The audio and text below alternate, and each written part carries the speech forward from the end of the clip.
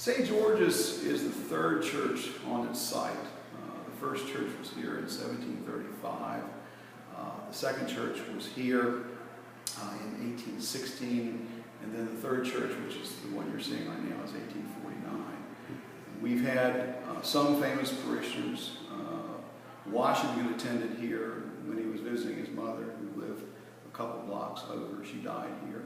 Oh, really? In 1789. Yes, she did. She had cancer, modern disease, and 200 years ago. So he was here in particularly the last 2 years, because he was actively taking care of her. The rest of the time he was up in different places. Really, his home church was closer to Mount Vernon.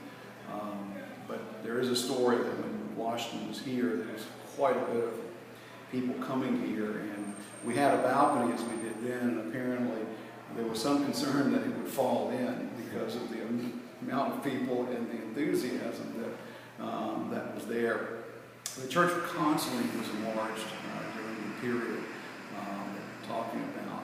The second church is the one we don't know a lot about because our records from 1817 to 1865 were destroyed in Richmond.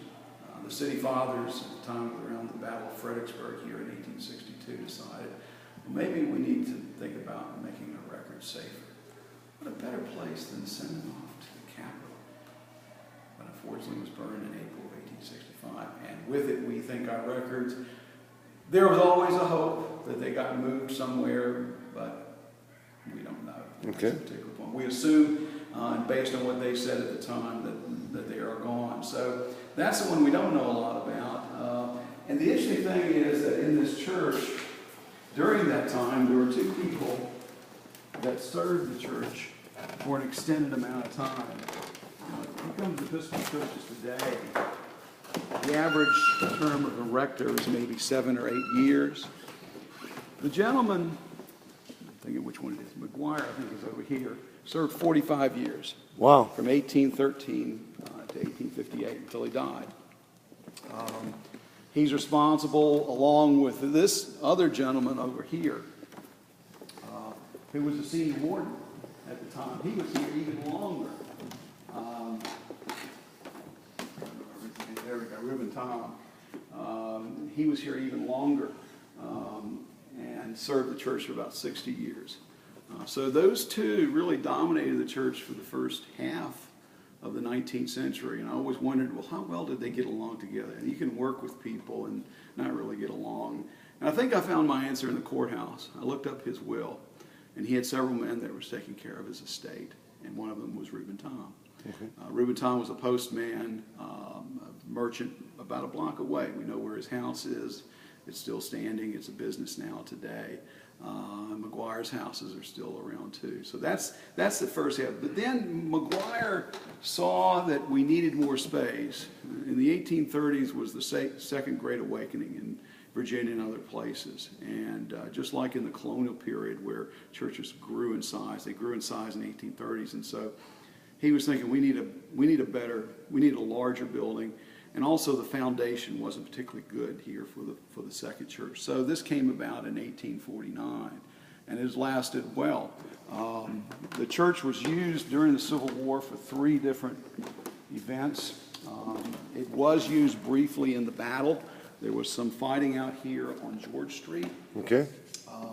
Not a lot, so we can't really say that this was in the heart of the battle. It was actually 2 days before the battle that took place. The second thing that it was used for was as a hospital, as a lot of churches were. We had the Battle of Fredericksburg in December of 1862, and the Union used this at that particular time for their wounded, and actually downstairs was where they used it. There's a story that you see the steps coming up, coming into the church. Yes. The bodies were piled all the way high as far as they could go.